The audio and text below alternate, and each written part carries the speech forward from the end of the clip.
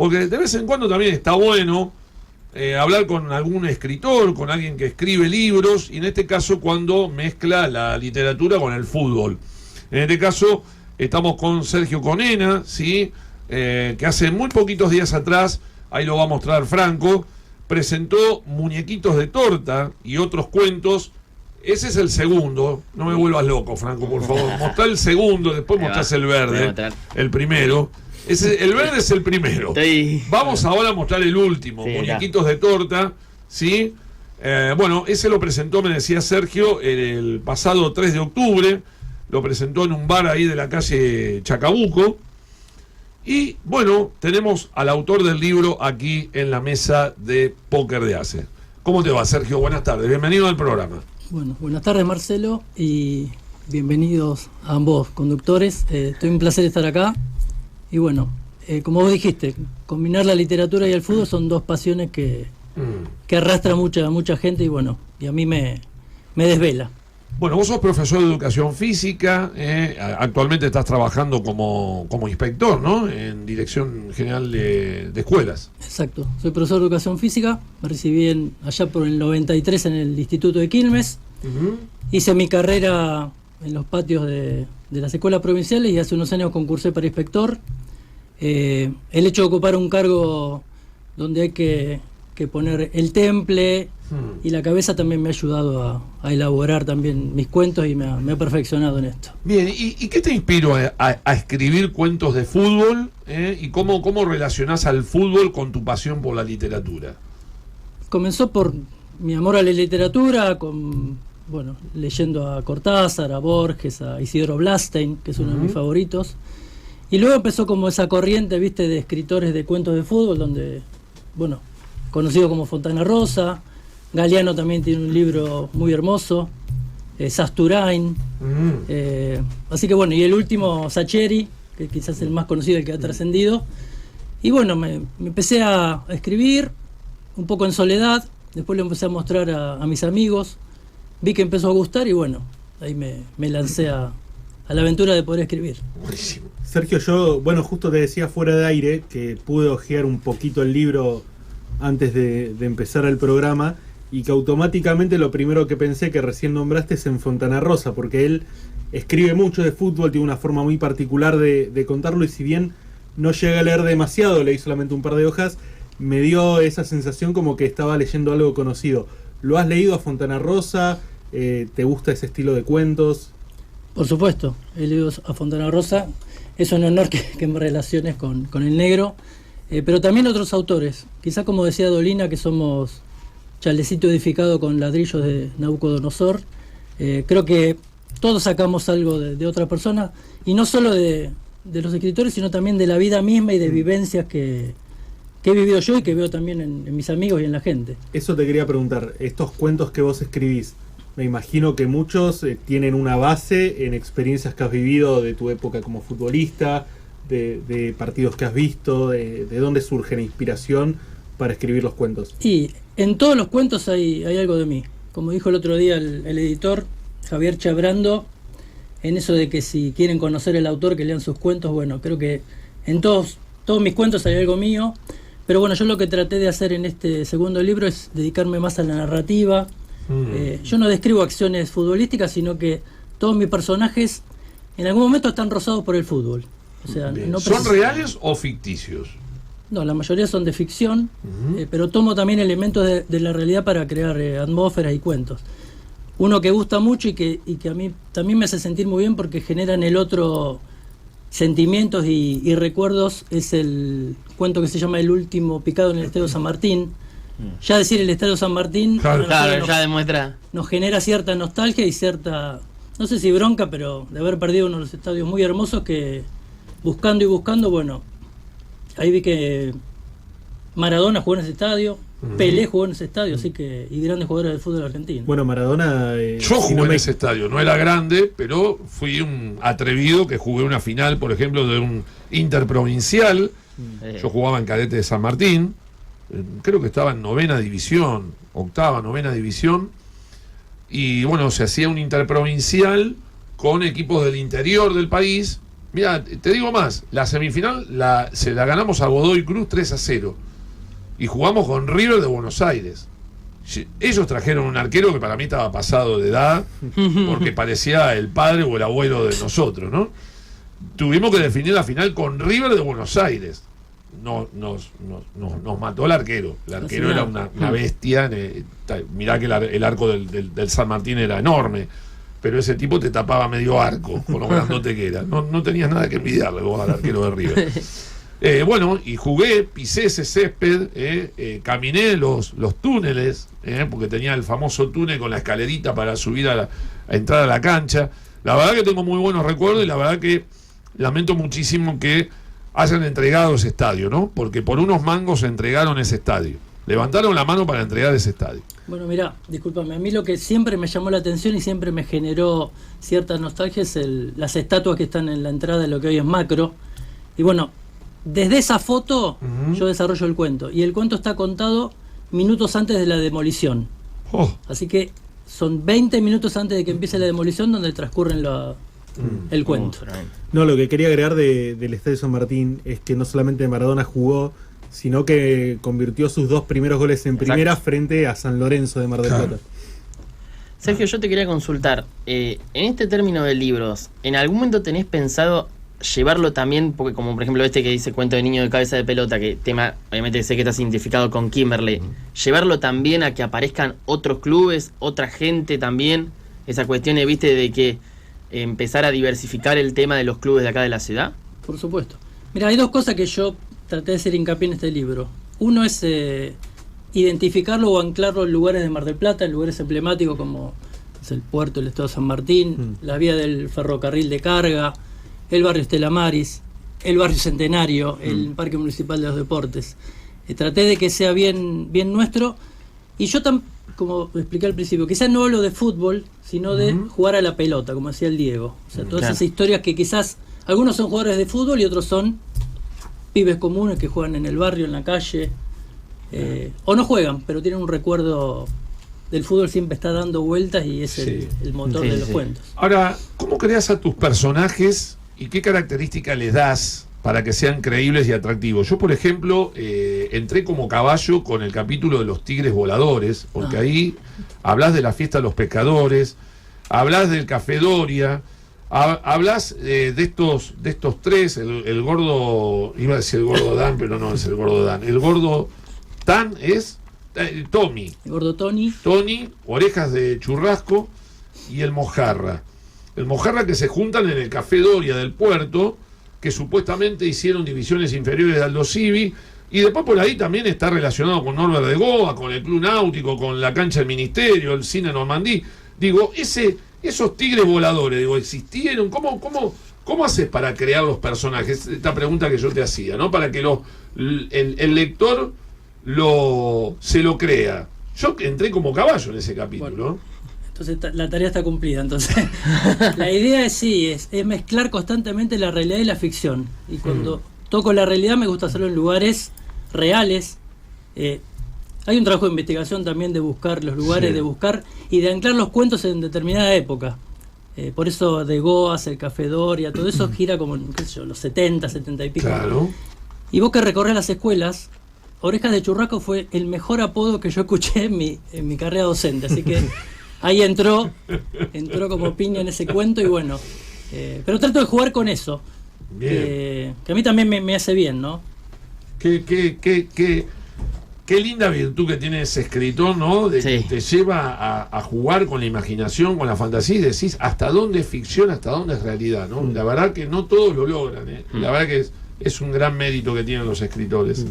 Yo quería preguntarte, recién hablabas de la investigación que tuviste que hacer para las locaciones de los cuentos, si te encontraste con alguna locación que no tenías pensado explorar y que en esta investigación dijiste, mira, este lugar está bueno, me sirve para poder hacer un cuento. Sí. Más que nada el cuento me va llevando, porque como expliqué, a veces hay cuentos que mal hablados los vomitás y otros te cuestan y le das vuelta, pero el cuento mismo te va llevando. Hay cuentos que empezaron en un lugar y después vi que me llevaron a otro y que la verdad que quedaron bien. Hay un cuento que se llama El Encuentro, que se desarrollan las vías del ferrocarril, del tren de carga. Y también me gusta jugar con la variedad, porque hay cuentos que son narrativas, otros son solo diálogos, otros son, viste, como la música es el loop que vuelve siempre y es el mismo comienzo. Y hay otro que me costó, pero creo que hay no me acuerdo el autor, pero hay un cuento que se llama El penal más largo del mundo, que es el momento que está el yoteador y el arquero. Bueno, yo traté de hacerlo en el cuento. Hay una pelota, la pelota que cayó del cielo, está la pelota, el arquero y el delantero. En esa imagen transcurre todo el cuento. Bueno, por ejemplo, en este cuento, a ver si, ahí está, en este cuento que lleva el título Muñequitos de Torta, por ejemplo, también, ¿no? Digo, uno entra como caballo, porque digo, es un cumpleaños de un nene de 9 años y en base a una torta que hace la madre, aparecen diálogos en gente que supuestamente está para compartir ese cumpleaños, y aparece la formación de Argentina 78, la formación de la selección de Polonia, aparecen unos diálogos picantes, muy, muy interesantes, que están dentro de una historia que supuestamente es un cumpleaños de un nene que va a cumplir 9 años y que le están poniendo los muñequitos de fútbol en la torta, y a partir de ese disparador surgen un montón de diálogos y de temas, ¿no? Alrededor de esa torta de cumpleaños. Sí, es que yo mucho tiempo estoy siempre pensando. A veces cuando estoy callado porque estoy pensando. Entonces todo eso que estoy pensando, pero lucubrando historias, y bueno, plasmarlas en un papel fue un trabajo, pero bueno, pude lograrlo y la verdad que me siento muy, muy satisfecho. Otra cosa que quería decir es que mi primer libro se lo dediqué a mi hijo Valentín cuando tenía 9 años. Ahí lo vamos a mostrar. Cuentos del niño cabeza de pelota.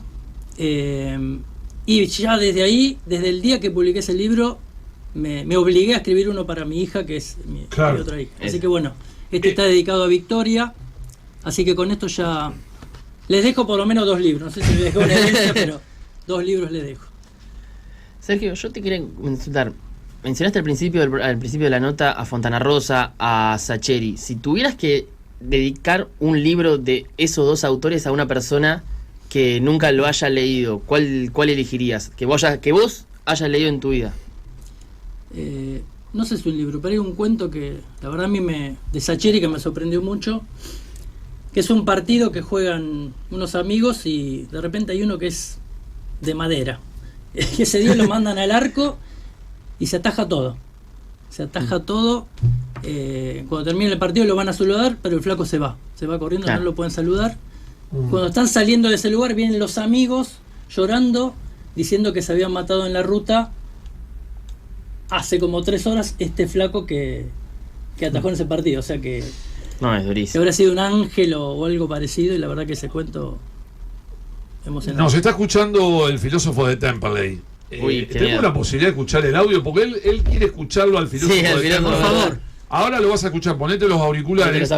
Pero Omar nos pregunta de Temperley, desde Temperley nos está escuchando. Sí. Nos dice Omar, hola, dice, ¿le podés preguntar a Conena si tiene parentesco con Claudio Conena, compañero mío de colegio en Tandil? Mirá, quizás sí, porque mi abuelo se radicó en Lanús y tengo otro abuelo que se quedó en Tandil, así que desde esas 2 ramas del árbol venimos los Conena, así que puede ser. ¿No tenés ningún contacto? Claudio así, Conena tengo uno en Lanús. En Lanús. Pero no sé si hay otro en Tandil. Bueno, puede ser que haya sido compañero del colegio del filósofo. Bueno, a propósito del filósofo, ¿lo metemos en esta charla futbolera? Por supuesto. Vamos a escuchar lo que decía hoy el filósofo. Hola muchachos de Poker Real, no, es Claudio. Ese es Claudio. Bueno, déjalo a Claudio. Vale, vamos a escuchar al filósofo, porque el filósofo hoy estuvo historizando, así se dice. Qué buen título para un cuento. El filósofo de Temperley. Bueno, ahora te lo vamos a pasar. Estaba pensando un poco, te decía que pude hojear muy poquito el libro, pero abrí una página y decía Deportivo Norte. Recién Marcelo mencionaba que mencionabas el puerto. ¿La mayoría de los cuentos están situados en Mar del Plata o hay otros cuentos que tienen relación con el fútbol a nivel nacional o a nivel internacional? No, la mayoría está situada en esta ciudad. Sí hago hincapié en algunas historias. Por ejemplo, hay una que me contaron a mí una historia y yo la pude plasmar en una hoja que se desarrolla en Banfield. Un partido, vos te debes acordar, Marcelo, que antes jugaban los campeones con el resto del mundo. Oh, sí. Bueno, ese es el partido que jugó el resto del mundo contra Argentina en el 79. Claro. Ah, es verdad. Y a mí me cuentan una anécdota que la verdad no lo podía creer. Un amigo que vivía a la vuelta del estadio de Banfield dice que un día llega un micro enorme, raro para el lugar, y bueno, era este equipo del resto del mundo que venía a entrenar al estadio de Banfield antes del partido que jugó con Argentina. Y ahí estaban todos los grandes. Y bueno, Pablo Rossi, Dino Sof, Rudy Kroll, Platini, Kroll. Sí, me Y acuerdo. bueno, se jugó en cancha de River ese partido. Y el Diego creo que fue 1-0 con gol de Maradona. Claro. Que yo pongo ahí que Maradona no disputó el Mundial 78, un poco porque Menotti lo consideraba joven y otro poco porque carecía de los dones para predecir el futuro. Bueno. Si tuvieras que escribir un cuento sobre un partido de fútbol épico, ¿qué equipo y jugadores serían los protagonistas de ese cuento? Soy hincha de Boca. Bueno, ya sabemos por dónde irían. A la mente me viene el Boca de Bianchi, esas epopeyas de Román, de Palermo, de Chicho Serna. La verdad que podría inventar otra final intercontinental. Pero bueno, si tuviera que hacerlo con jugadores reales, lo haría con ese equipo que a todos los hinchas de Boca nos marcó. Y si tuvieras que contar un gol, ¿cuál fue el gol más emocionante ¿Real? que has visto en un partido? Sí. Y sin duda fue el de Diego. El de Diego del 86 creo que fue ¿La mano de Dios? una maravilla. ¿O el otro? El No, otro. no, el de la mano. El del barrilete cósmico. El del Sí. barrilete cósmico. La asistencia del negro Enrique, Uf. que lo dejó solo. Dios. No, la verdad, porque uno después vio que Messi hizo un gol similar, o ves jugadores que tienen una finta, un slalom, pero vos, si ves ese gol, ves cómo va rebotando la pelota. O sea, la cancha no era un billar. Y Diego la tenía atada. No, tremendo. Las y maravillas que ha hecho. Sí. ¿Maradona o Messi? Maradona totalmente. Maradoniano, respeto a Messi como un jugador extraordinario, pero creo que Diego tenía otra cosa. Que quizás Messi tuvo algo en el último mundial. Ese liderazgo, por ahí, ese enojo. Pero Diego creo que era... A mí Diego quizás me impresiona más antes de empezar el partido que en el partido mismo. Cuando salía a hacer jueguitos y ya con esa estampa, con el pecho inflado. Para mí fue ¿El lo Pato Filiolo o Gatti? como arquero el Pato. Y como sentimiento al lado de mi corazón el Loco. Un arquero extraordinario. ¿Y el Dibu Martínez dónde lo pones? Lo pondría entre los 10 mejores arqueros de la Argentina. Yo con esta selección el otro día discutía con un amigo, no tengo ese apego que tuve con las anteriores, quizás porque viví la época dorada de Maradona. ¿La escaloneta decís vos? Exacto. Me encanta, pero estoy agarrado al Diego. Creo que Entonces, me parece que es eso que sentís es una cuestión generacional. puede ser. Porque yo noto, bueno, los chicos de ahora obviamente están mucho más apegados a esta última selección, que es lo que vivieron. Y en el caso de mi generación estamos en un limbo, porque no llegamos a ver la selección de 86, llegamos a ver esta, pero casi toda nuestra vida crecimos escuchando sobre la selección del 86, la del 78. Entonces me parece que hay una cuestión de generacional que pesa fuerte ahí. No, sin duda debe ser eso, porque aparte yo me veo años atrás y a los jugadores yo los veía tipos grandes, y ahora son todos Claro, pibes. sí. A mí me costó ayornarme mucho a las nuevas generaciones porque soy del club tuyo, ¿no? De lo que hemos visto otros seleccionados campeones. A mí me gustó mucho el seleccionado argentino del 79, ese de Japón, que yo me levantaba temprano para verlo. Era una maquinita. Los jugadores que tenía, cómo sincronizaban, la dinámica que tenía ese equipo. Después, obviamente, la hazaña del 86, haber ganado un mundial fuera de casa, donde el primero fue tan cuestionado, ¿no?, por el tema de la dictadura militar. Y confieso que me enamoré de la escaloneta. Me enamoré porque era una cosa que me encantaba ver ese equipo jugar, el del mundial, ¿no?, el del mundial 22. La verdad que hacía mucho que no me pasaba con un equipo argentino. Mirá que, viste, muchas veces decía, ¿qué hago? ¿Veo? ¿No veo la selección? Pero no sé, de repente, después de tantas frustraciones que veníamos, ¿no? De tantos mundiales que no se nos daba, bueno, las críticas a Di María, a Messi, y apareció este tipo de la nada, ¿no? Cuando se va Sampaoli y arma un equipo, que la verdad, con un funcionamiento, que la verdad que sí, me volví a enamorar de la selección. Es el héroe menos pensado, Scaloni. Sí, sí. Pero bueno, quizás voy a hablar por un personaje de mis cuentos. Hay un solo destino, un solo amor, un solo equipo. Así que bueno, admiro haber vivido y agradezco haber vivido esa época. Pero reconozco, no, sí, que lo que ha hecho Scaloni es impresionante. Bueno, ¿y qué sugerencia le darías a los jóvenes escritores que quieren escribir sobre fútbol? Que se saquen todos los tapujos y escriban, porque uno se libera y a veces dice cosas que quizás no las puede decir oralmente, y también construye arte, porque, a ver, yo no me cierro solo a la escritura, soy un enamorado de la música, vivo escuchando música todo el día, así que todo lo que sea poner nuestro granito de arena en el arte, creo que nos acerca más al cielo. Bueno, en la página 66, creo, del libro Muñequitos de Torta, hay una hoja desplegable acá en estos libros de cuentos, que me gustaría que nos explicara el autor qué significado tiene. Tiene una historia, con final feliz. Fue un cuento que empecé a escribir, y obviamente a la pelota, aquella a quien Di Stéfano le dedica su vida, a la que el Diego también. Y digo, si voy a escribir sobre una pelota, lo voy a tener que hacer dentro de una esfera. Entonces, bueno, empecé a escribir, y el desafío era poder escribir en esa esfera algo con sentido, algo que tenga un inicio, un desenlace y un cierre. Así que me llevó trabajo poder hacer ese cuento, pero lo gracioso es que cuando llego a la edición, el editor me dice, no se puede hacer. Dice, lo vamos a hacer lineal, y en todo caso, dice, le damos una hoja, ponemos una hoja con un círculo y que lo vaya leyendo y vaya moviendo el círculo. Le digo, no. Le digo, el hecho ese que lo escribí dentro de una pelota, y bueno, idas y vueltas hasta que un día me llaman y me dice, se puede hacer. Así que bueno, pude lograrlo, y en realidad empiezo como escribiéndole a una mujer, y el cuento va mutando, y al final, bueno, esa mujer es la pelota que sí, que es femenino.